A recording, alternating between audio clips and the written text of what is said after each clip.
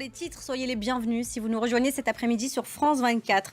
Que le temps passe lentement en attendant le lancement de ce match à 20h, le fameux match France-Maroc. Les deux équipes s'affrontent pour une place en finale de la Coupe du Monde de football.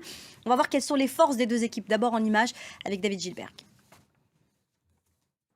On va continuer à parler de cette compétition que beaucoup attendent avec vous. Karim Baldé, vous êtes spécialiste du football africain et vous êtes à la tête de l'agence de presse Baldé Productions. On sait que vous êtes guinéen. Alors on va vous emmener d'abord à Conakry. C'est là que nous attend notre correspondant Malik Diakité. Bonjour Malik, dites-nous de quel côté la Guinée se range ce soir.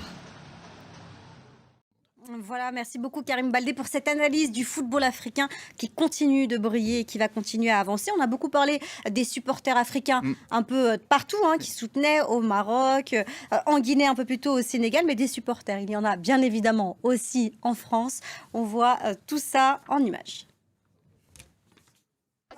Voilà pour ces petits qui supportent leurs équipes respectives. On en vient à l'actualité internationale et à cette information qui nous a été communiquée ce matin concernant la guerre en Ukraine. Aucune trêve de Noël ou du Nouvel An n'est en discussion. C'est le porte-parole du Kremlin, Dmitri Peskov, qui l'a annoncé ce mercredi. Il a par ailleurs refusé d'avancer une date pour le traditionnel discours annuel de Vladimir Poutine aux deux chambres du Parlement. On l'attend chaque année.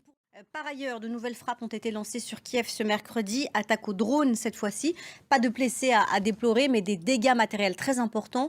Depuis des semaines maintenant, Moscou s'attaque aux infrastructures énergétiques ukrainiennes, plongeant des millions de personnes dans le froid et l'obscurité. Écoutez, Gulliver Craig, il est notre correspondant dans le pays.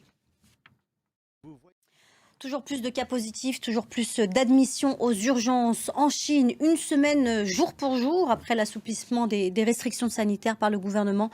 Les contaminations au Covid-19 explosent. Julien Cheida. Et c'est la fin de ce journal. Prochaine édition, c'est dans 15 minutes. À tout à l'heure.